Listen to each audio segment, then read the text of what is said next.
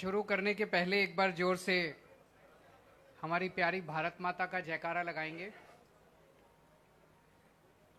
सब लोग मुट्ठी बंद करेंगे, हाथ ऊपर करेंगे और पूरे दिल से बोलेंगे, भारत माता की, भारत माता की, इनकलाब, इनकलाब, वंदे वंदे।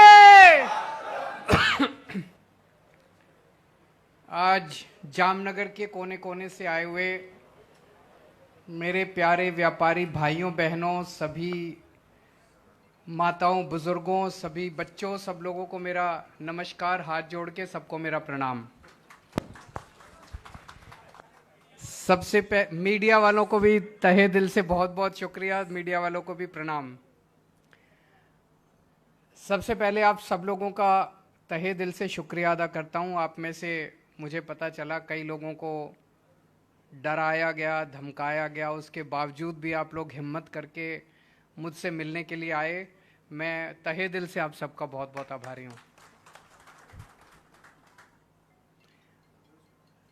दोस्तों, देश को आज़ाद हुए 75 साल हो गए। हमारा देश, पूरा देश इस टाइम 75 साल मना रहा है। चारों तरफ सेलिब्रेशन चल रहे हैं। देश उसमें देशभक्ति में डूबा हुआ है। 75 साल में हमने बहुत कुछ पाया, लेकिन यह वक्त सोचने का भी है। इन 75 साल में बहुत सारे ऐसे देश हैं जो हमसे आगे निकल गए। सिंगापुर 60s के अंदर आजाद हुआ था, आज वो हमसे आगे निकल गया। जापान और जर्मनी सेकेंड वर्ल्ड वॉर में पूरी तरह से तहस नहस हो गए थे, बर्बाद हो गए थे दोनों, वो हमसे आगे निकल गए। ऐसे बहुत सारे देश हैं जो इन 75 साल में हमसे आगे निकल गए। हम पीछे क्यों रह गए? हमारे में क्या कमी है? भगवान ने हमको सब कुछ दिया है। भगवान ने, मैं हमेशा कहता हूं, जब पृथ्वी की रचना की तो भगवान ने सबसे खूबसूरत और सबसे अच्छी जगह भारत को बनाया। हमें पहाड़, नदियां, जड़ी बूटी, फसलें, मिनरल्स, सब कुछ दिया, समुद्र, सब कुछ दिया। क्या नहीं दिया भगवान ने? कोई कमी नहीं छोड़ी भगवान ने अपनी तरफ से। और जब भगवान ने पृथ्वी के ऊपर इंसान की रचना की, आदमी की रचना की, आदमी को बनाया, तो सबसे इंटेलिजेंट आदमी उसने भारत के लोगों को बनाया। हमारे भारत के लोग पूरी दुनिया में घूमते हैं। आप जितनी मल्टीनेशनल कंपनीज हैं, बड़ी बड़ी कंपनीज हैं, उठा के देख लो, सबके टॉप के ऊपर आपको इंडियन बैठा हुआ मिलेगा। फिर हमारा देश पीछे क्यों रह गया? गुजरात के लोग उद्यमी हैं, इंडस्ट्रियलिस्ट हैं, व्यापारी हैं, मेहनती हैं, व्यापार करना जानते हैं, इंडस्ट्री चलाना जानते हैं। पूरी दुनिया में जब जाते हैं तो देश का नाम रोशन करते हैं गुजरात के लोग। लेकिन जब अपने देश में आते हैं, गुजरात में आते हैं, तो उनको कहा जाता है, खबरदार केजरीवाल की मीटिंग में गए तो। इसलिए हमारा देश पीछे रह गया। हम आपस में लड़ते रह गए। हम गंदी राजनीति का हिस्सा बन के रह गए। अगर इन्हीं लोगों के भरोसे देश छोड़ दिया तो दोस्तों 75 साल और पीछे रह जाएंगे। अब जरूरत है, देश के लोगों को खड़ा होना पड़ेगा। 130 करोड़ लोगों को खड़ा होना पड़ेगा। इस देश को लोग आगे लेके जाएंगे, नेता और पार्टियां आगे लेके नहीं जाएंगी। हमारे पास बेस्ट इंजीनियर हैं, बेस्ट डॉक्टर हैं, बेस्ट बिजनेसमैन हैं, बेस्ट किसान हैं, बेस्ट प्रोफेशनल्स हैं, बेस्ट वकील हैं, बेस्ट डॉक्टर हैं। फिर भी हम पीछे क्यों हैं? इसलिए कि हमारे देश की राजनीति बहुत खराब है। इस राजनीति को ठीक करना पड़ेगा। दिल्ली के अंदर हम लोगों ने 5 साल के अंदर, पहले मैं भी एक आम आदमी हूं, मैं कभी जिंदगी में नहीं सोचता था मैं राजनीति में आऊंगा। किस्मत ने ऐसा पलटा खाया कि लोगों का प्यार मिला, किस्मत पलटी और दिल्ली का मुख्यमंत्री बन गया। पहले मैं सोचता था कि कुछ ज्यादा ही मुश्किल होता होगा सरकार चलाना, जो समस्याएं समाधान नहीं हो रहा। मैं दिल्ली की झुग्गियों में काम किया करता था पहले, उसके पहले इनकम टैक्स में कमिश्नर था। कमिश्नर की नौकरी छोड़ दी, कमिश्नर की नौकरी छोड़ के मैं दिल्ली की झुग्गियों में काम करने लगा। झुग्गियों में मैं देखता था गरीब लोग सरकारी स्कूल में बच्चे भेजते हैं, सरकारी स्कूलों का इतना बुरा हाल था। सरकारी अस्पताल में इलाज कराने जाते हैं, सरकारी अस्पतालों का इतना बुरा हाल था। मुझे लगता था यार 70 साल हो गए देश को आजाद हुए, ये सरकारें बेचारी कोशिश तो कर रही हैं, हो नहीं पा रहा होगा इनसे। जब दिल्ली में हमारी सरकार बनी, हमने 5 साल में सरकारी स्कूल ठीक कर दिया। अभी पूजा जी बोल रही थी, दिल्ली के सरकारी स्कूल 5 साल में इतने शानदार कर दिए, दिल्ली के सरकारी अस्पताल 5 साल में इतने शानदार कर दिए। सरकारी अस्पताल, आजकल दिल्ली में लोग फोर्टिस में और मैक्स में नहीं जाते, सरकारी अस्पताल में जाते हैं अपना इलाज कराने के लिए। तो फिर मेरे को लगने लगा यार ये तो धोखा हो गया देश के साथ।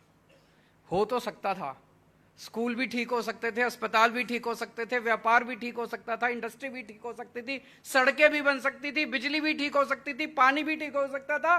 70 साल में इन्होंने धोखा दिया हम लोगों को। 70 साल में इन लोगों ने जानबूझ के हमें पिछड़ा रखा है।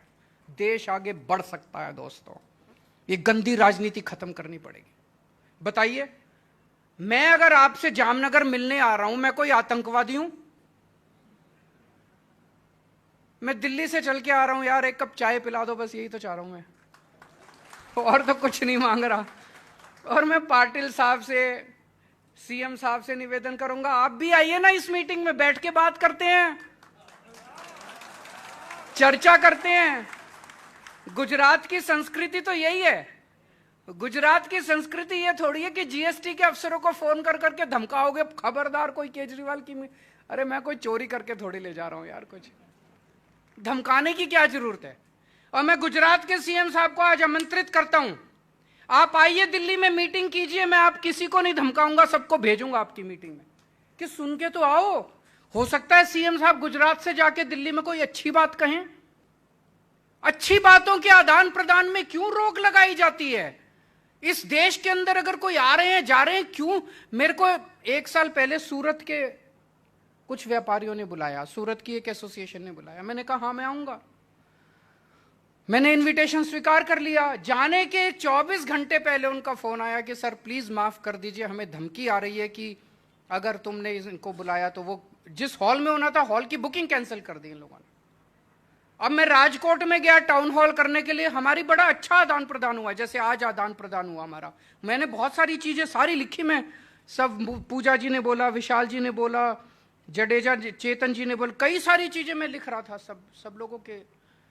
तो ये विचारों के आदान प्रदान से ही तो आगे बढ़ेंगे, ऐसे रोकने से थोड़ी आगे बढ़ेंगे।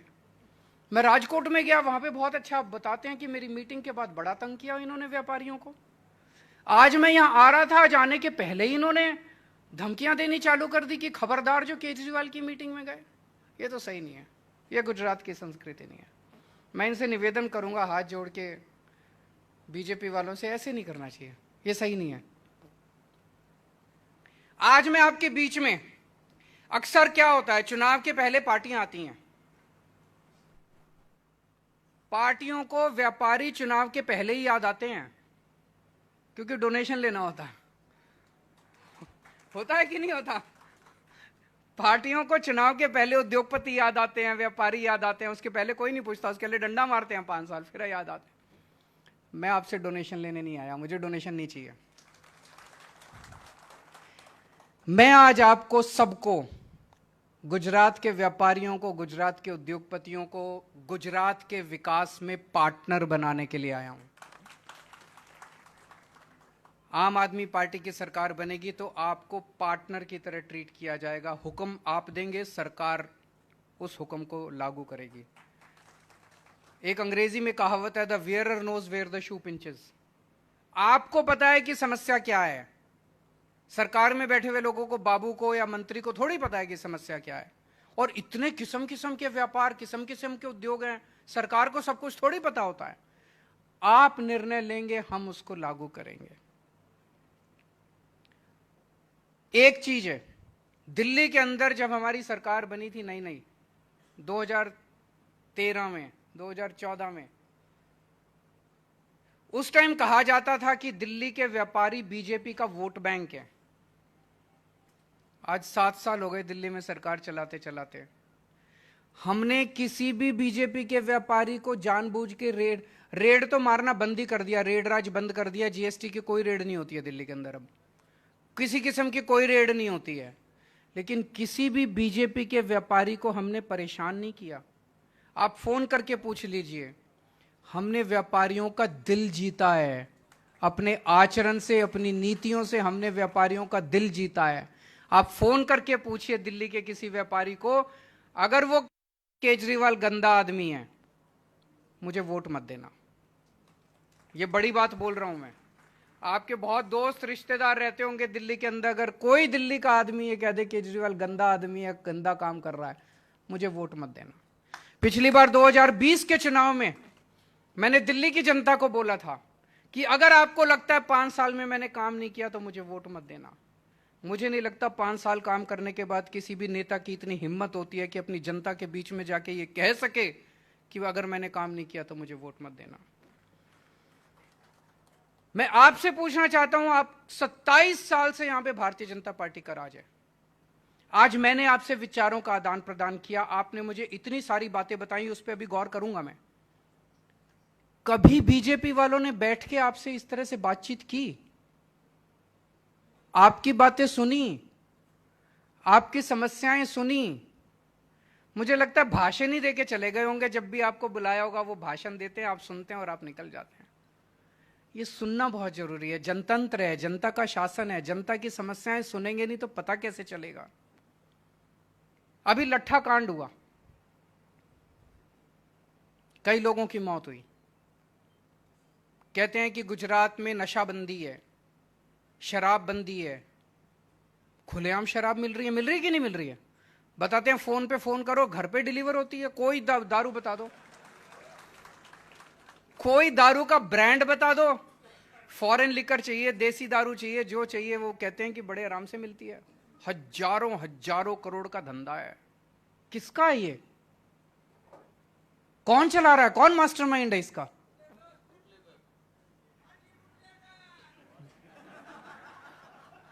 सबको पता है, सबको पता है। अब जब ये लट्ठा कांड हुआ, कई लोगों की मौत हुई, कई लोग अस्पताल में एडमिट थे। मैं उनसे मिलने के लिए गया, उनसे पूछा मैंने कहा कि कहां से आई शराब? कहते हैं सर रोज आती है। मैंने कहा छुप के देके जाता? कहता नहीं, खुलेआम गांव में बिकती है, रोज आती है, रोज गांव में बिकती है। खुलेआम दारू बिक रही है तो ऐसा तो नहीं पता हो सकता कि सरकार को नहीं पता? सरकार को तो पता है। इसका मतलब पूरे प्रशासन की मर्जी से चल रहा है, प्रशासन की भागीदारी से चल रहा है। मैं उनसे मिलने के लिए गया अस्पताल में, दिल्ली का मुख्यमंत्री, गुजरात के मुख्यमंत्री उनसे मिलने के लिए नहीं गए, पाटिल साहब उनसे मिलने के लिए नहीं गए। हर चीज तो वोट के तराजू में नहीं तोलनी चाहिए ना, इंसानियत भी तो कुछ होती है।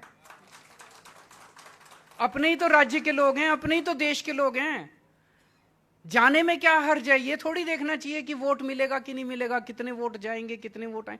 हर चीज वोट से नहीं होती, इंसान है, इंसानियत है। आजकल रेवड़ी की खूब चर्चा हो रही है पूरे देश के अंदर। फ्री की रेवड़ी, फ्री की रेवड़ी, फ्री की रेवड़ी। हमने दिल्ली में सरकारी स्कूल बहुत शानदार कर दिए। सरकारी स्कूलों में इस साल 400 से ज्यादा बच्चों ने आईआईटी के पेपर पास किए हैं, इंजीनियरिंग के पेपर पास किए हैं। मैं भी आईआईटी से हूं। 400 से ज्यादा बच्चों ने नीट के पेपर पास किए, मेडिकल के, सरकारी स्कूलों के। इतने बच्चे अब मेडिकल में इसमें जा रहे हैं। इतने बच्चे शानदार अंग्रेजी बोलने लगे हैं। 99% से ज्यादा नतीजा आया है सरकारी स्कूलों का इस बार, दिल्ली सरकार का, दिल्ली के सरकारी स्कूलों का। शानदार सरकारी स्कूल कर दिए। अगर सरकारी स्कूलों के अंदर मैं फ्री में शिक्षा दे रहा हूं तो आपसे पूछना चाहता हूं, गलत कर रहा हूं क्या मैं? बच्चों को अच्छी शिक्षा फ्री में मिलनी चाहिए कि नहीं मिलनी चाहिए? ये तो राष्ट्र निर्माण का काम है, ये तो अच्छा काम है। अगर हम अपने बच्चों को अच्छी शिक्षा दे रहा हूं, मैंने अच्छी शिक्षा कर दी और फ्री में दे रहा हूं, बताओ क्या गलत काम कर रहा हूं? पहले दिल्ली के सरकारी अस्पतालों का बहुत बुरा हाल था, टूटे फूटे थे, दवाइयां नहीं मिलती थी, मशीनें खराब थी, एक्सरे की, एमआरआई की मशीनें खराब पड़ी, मैंने सब ठीक कर दिया। सेंट्रली एयर कंडीशन बना दिए सारे सरकारी अस्पताल, मोहल्ला क्लिनिक खोल दिए, सारी दवाइयां फ्री मिलती हैं। दिल्ली में 2 करोड़ लोग रहते हैं, हमने पॉलिसी बना दी कि हर आदमी और हर औरत और हर बच्चे का इलाज मुफ्त होगा, चाहे 10 लाख रुपए का खर्चा है, चाहे 40 लाख रुपए का खर्चा है, चाहे 10 रुपए का खर्चा है। एक क्रॉसिंग से लेके और ट्रांसप्लांट तक सब कुछ मुफ्त है, चाहे अमीर हो चाहे गरीब हो। हम ये नहीं पूछते कि तुम अमीर हो, बीपीएल का कार्ड लाओ, हम ये नहीं पूछते। 2 करोड़ लोगों का इलाज अगर हमने मुफ्त कर दिया, बताइए मैंने क्या गलत किया? कहते हैं फ्री की रेवड़ी बांट रहा है केजरीवाल। होना चाहिए कि नहीं होना चाहिए? नहीं तो टैक्स किस चीज का देते हैं? अभी एक व्यापारी भाई ने बड़ा सही बोला कि व्यापारियों को क्या मिलता है, इतना टैक्स देते हैं, रिटायरमेंट होनी चाहिए। पर रिटायरमेंट तो छोड़ो, जब आप रिटायरमेंट नहीं होते तब आपको क्या मिलता है? हर साल टैक्स ही तो देते हो, टैक्स के बदले में मिलता क्या? गालियां मिलती हैं, कहते हैं चोर है व्यापारी, यही तो कहते हैं। अगर मैंने सबका इलाज मुफ्त कर दिया, सबकी शिक्षा मुफ्त कर दी, बताइए मैंने क्या गलत किया? कहते हैं केजरीवाल फ्री की रेवड़ी बांट रहा है। 300 यूनिट बिजली मुफ्त कर दी, पंजाब में 300 यूनिट, दिल्ली में 200 यूनिट। 200 यूनिट हर परिवार को मुफ्त बिजली मिलती है, 200 यूनिट हर परिवार को मुफ्त। लेकिन ऐसा नहीं है कि बिजली आती नहीं है, 24 घंटे बिजली आती है। पहले नहीं आती थी, अब 24 घंटे बिजली आती है, मुफ्त बिजली आती है। कहते हैं घाटे में चले जाएगा बजट। पंजाब में अभी नई नई सरकार बनी है, फर्स्ट क्वार्टर 1 अप्रैल मई जून, 1 अप्रैल से 30 जून तक का जो बजट है पंजाब सरकार का, पिछले साल 15,000 करोड़ का रेवेन्यू आया था, हमारी सरकार बनते ही 21,000 करोड़ का रेवेन्यू आ गया। फ्री बिजली देने का खर्चा निकल गया हमारा। ईमानदार लोग हैं, ईमानदारी से सरकार चलाते हैं। जब ईमानदारी से सरकार चलाते हैं तो जनता भी टैक्स देती है, खर्चा निकल गया। दिल्ली का बजट, सीएजी की रिपोर्ट में लिखा है, दिल्ली का बजट अकेला पूरे देश में दिल्ली का बजट है जो कि नफे में चल रहा है, घाटे में नहीं चल रहा। गुजरात सरकार के ऊपर 3.5 लाख करोड़ का कर्जा है, दिल्ली सरकार के ऊपर कोई कर्जा नहीं है, सारा कर्जा खत्म।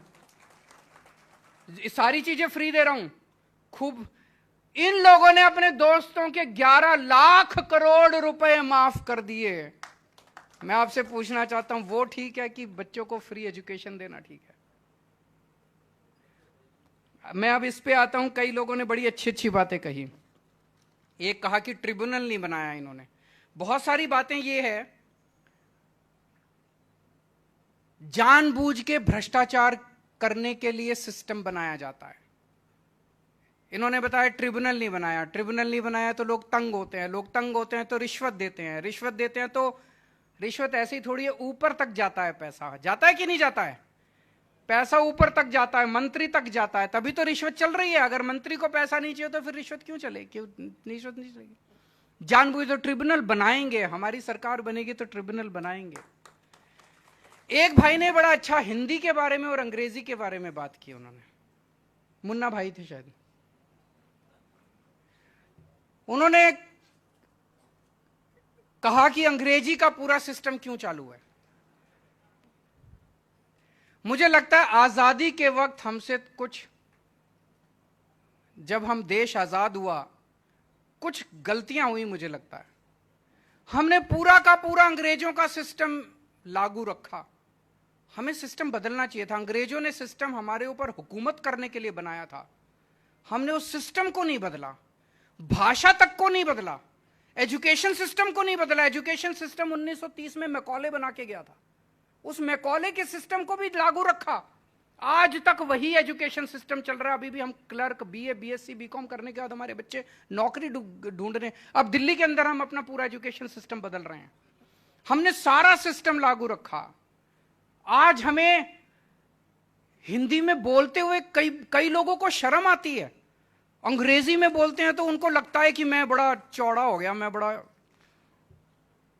इसीलिए मैंने तो यह ठाना है, मैं कहीं भी जाता हूं किसी भी अंग्रेजी के, अभी किसी एम्बेसी ने बुलाया था मेरे को, उनमें किसी को सामने जितने बैठे थे हिंदी नहीं आती थी। मैंने कहा भाई देखो मैं तो हिंदी में बोलूंगा, मेरे को अंग्रेजी आती है बोलनी, लेकिन मैंने कहा मैं तो हिंदी में बोलूंगा, मेरे को गर्व है, मैं हिंदी भाषी हूं, मेरे को हिंदी भाषी होने में गर्व है। मैंने कहा मैं तो हिंदी में बोलूंगा, अब ट्रांसलेटर अपने लिए रख लो। तो उन्होंने एक ट्रांसलेटर बगल में बिठाया, उसने सारा ट्रांसलेट किया। हिंदी अपनी मातृभाषा पे तो गर्व होना चाहिए। बहुत सारी ऐसी चीजें हैं जो कि हमने आजादी के वक्त एज इट इज पूरे के पूरे सिस्टम को अंग्रेजों से ले लिया, उन सारी चीजों को बदलने की दरकार है इस टाइम। पोल्यूशन बोर्ड में किसी ने बोला पोल्यूशन बोर्ड वाले बहुत गड़बड़ करते हैं, जबरदस्ती के नोटिस भेजते हैं, पैसे दे दो तो फिर नोटिस विड्रॉ कर लेते हैं। इसको बदलेंगे, हमारी सरकार आएगी, हम ईमानदारी से काम करेंगे। जीएसटी, उन्होंने कहा कि पेमेंट लेने तो आ जाते हैं, लेकिन हमारी पेमेंट फंस जाए तो कोई उसकी चर्चा नहीं करता। एक और भाई ने कहा, वो बड़ा अच्छा उन्होंने बोला, मेरे पिताजी तो नौकरी करते थे, लेकिन मेरे दादा नाना चाचा पूरे सब व्यापारी जगत से आते हैं, मैं जानता हूं कि पेमेंट फंस जाए तो कितनी मुश्किल होती है। इसके ऊपर कुछ ना कुछ तो होना चाहिए, कुछ ना कुछ कानून तो होना चाहिए। उन्होंने बड़ा अच्छा सुझाव दिया, लेकिन सभी आप व्यापारियों के साथ बैठ के, हमारी सरकार बनेगी तो सभी व्यापारियों के साथ बैठ के इसका समाधान निकलना चाहिए कि अगर किसी व्यापारी की पेमेंट फंस जाए और वो पेमेंट ना दे तो इसका क्या समाधान है। आप लोगों से अगर कच्चे विचार मिलेंगे तो इस पे कानून बनाने में हमें कोई गरेज नहीं है। मुझे लगता है गुजरात में कानून बनेगा तो पूरे देश को उससे दिशा मिलेगी, पूरे देश के अंदर उस किस्म के कानून बनने चालू होंगे। पूजा जी ने एजुकेशन के बारे में बात की, हमारी सरकार बनेगी तो गुजरात के भी एजुकेशन को बदलेंगे। चेतन जी ने कहा कि 4 साल के बाद नोटिस देते हैं, उस अफसर के ऊपर तो एक्शन होना चाहिए। 4 साल सो रहे थे क्या तुम? 4 साल कर क्या रहे थे तुम? कमोडिटी एक्सचेंज, ये बहुत बड़ा मुद्दा है। इसमें मतलब ना आदमी के पास कुछ नहीं है, बैठ जाते हैं कंप्यूटर पे सवेरे सवेरे और शाम तक लिया बेची करते रहते हैं, और ना माल है, ना इधर माल है, ना उधर माल है, बस केवल इसके ऊपर तो एक्शन होना चाहिए। इसकी वजह से बिल्कुल सही कहा, महंगाई का एक बहुत बड़ा कारण ये कमोडिटी एक्सचेंज है। हैं जी? हाँ जी,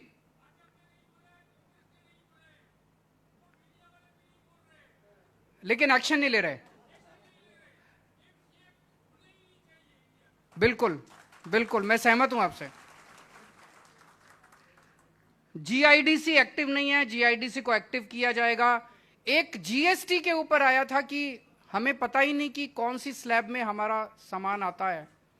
जब हमने राजकोट में अभी वो व्यापारियों की एक बड़ा अच्छा सुझाव आया, उन्होंने कहा कि अगर हम अपने जीएसटी के डिपार्टमेंट में कुछ लोगों को बिठा दें और जो जो लोगों की समस्याएं हों अगर वो वहां पे आके और उनसे पूछें तो उनसे काफी समाधान मिल जाएगा।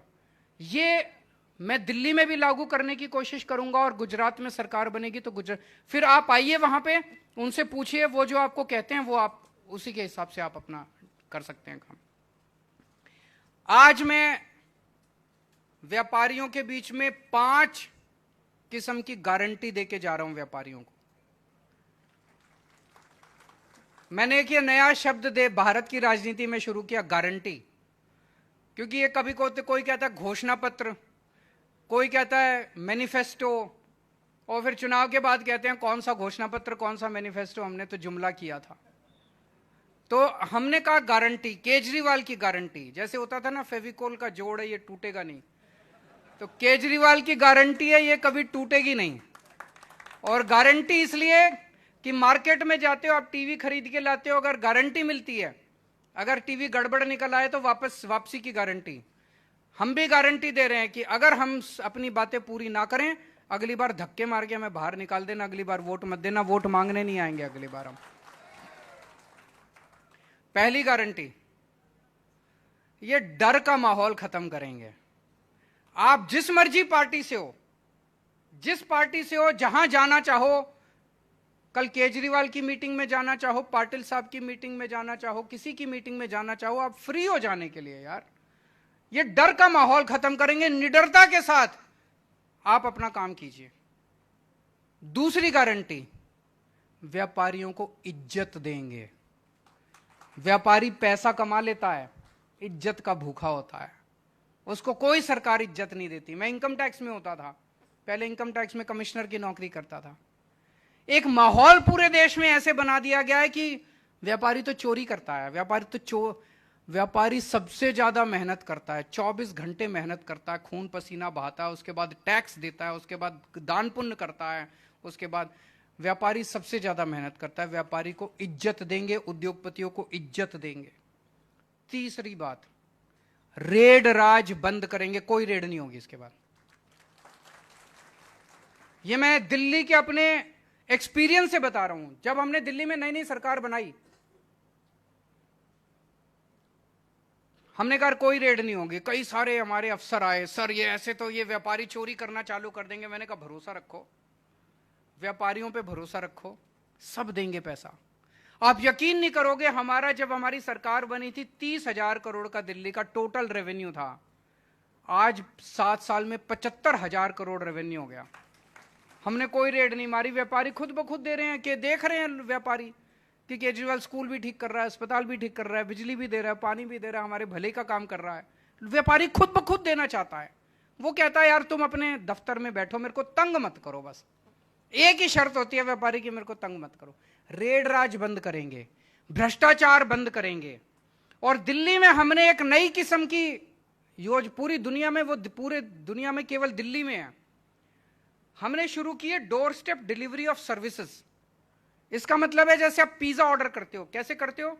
एक फोन नंबर होता है, उस पर आप फोन करते हो, बोलते हो मेरे को फलाना फलाना पिज्जा चाहिए, आधे घंटे के अंदर आपका पिज्जा आपके घर में आ जाता है। ऐसे ही अब दिल्ली सरकार के अंदर अगर आपको कोई काम कराना हो तो आपको दिल्ली सरकार के दफ्तर में जाने की जरूरत नहीं है। आपको एक फोन नंबर दे दिया हम लोगों ने, दिल्ली के लोगों को हमने फोन नंबर दे दिया, 1076 है शायद, 1076 है। दिल्ली में जाओ तो वहां काम करता है, यहां पे काम नहीं करेगा। उस नंबर पे आप फोन करो, आप बोलो मुझे बिजली का नया कनेक्शन चाहिए, मुझे पानी का नया कनेक्शन चाहिए, मुझे लाइसेंस बनवाना है, मुझे राशन कार्ड बनवाना है, मुझे फलाना फलाना जीएसटी नंबर। आपको जो भी काम है आप उस नंबर पे बताइए, उधर से आवाज आएगी कि आपके घर हम कितने बजे आए आपका काम करने के लिए। दिल्ली सरकार से एक ऑफिसर उतने ही बजे आपके घर आता है, एक छोटी सी फोटोकॉपिंग मशीन लेके आता है, आपसे जो डॉक्यूमेंट्स है उसकी फोटोकॉपी करा के और ले जाता है। आपका काम 1 हफ्ते या 10 दिन के अंदर आपका कागज बाय पोस्ट आपके घर आ जाता है। कोई चक्कर काटने की जरूरत नहीं, कुछ नहीं। ये क्यों हुआ? ये इसलिए हुआ क्योंकि हमारी सरकार ईमानदार है। अगर हम बेईमान होते, अगर दिल्ली का मुख्यमंत्री बेईमान होता, क्या करता? जीएसटी वालों को कहता है महीने के अंत में मेरे को इतना पैसा चाहिए, फिर वो कहते हैं सर ये थोड़ा सा एक अप्रूवल और एक एनओसी और लगा देते हैं इसमें, तो वहां पे पैसा इकट्ठा होना चाहिए। फिर हम डोर स्टेप डिलीवरी नहीं करते। डोर स्टेप डिलीवरी केवल ईमानदार सरकार कर सकती है। आज केवल दिल्ली के अंदर है, पंजाब में भी लागू करने जा रहे हैं, तो गुजरात में भी लागू करेंगे। चौथी चीज, पहले वैट होता था, उसके बहुत सारे मुकदमे आज भी चल रहे हैं, पुराने मुकदमे चल रहे हैं कि नहीं चल रहे हैं? दुखी हैं लोग उससे। तो वैट एमनेस्टी स्कीम लाई जाएगी, पुराने सारे मुकदमे खत्म किए जाएंगे, आपको एक मौका दिया जाएगा और वैट एमनेस्टी स्कीम लाई जाएगी। और जितने पेंडिंग वैट के रिफंड हैं वो 6 महीने के अंदर सारे वैट के रिफंड आप लोगों को दे दिए जाएंगे।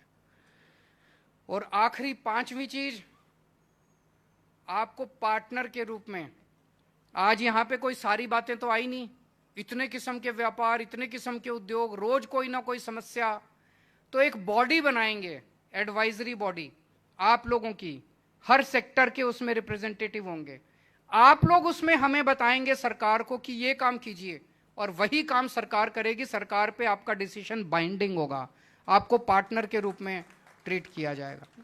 तो ये 5 गारंटी मैं आज आपको देके जा रहा हूं। और फिर से मैं गुजरात के विकास में आप लोगों को पार्टनर बनाने के लिए आया हूं। आज आप लोग आए, इतनी बड़ी संख्या में आए, सभी डर और धमकियों को सहन करके आए, इसके लिए मैं आपका बहुत बहुत शुक्रगुजार हूं। बहुत बहुत शुक्रिया।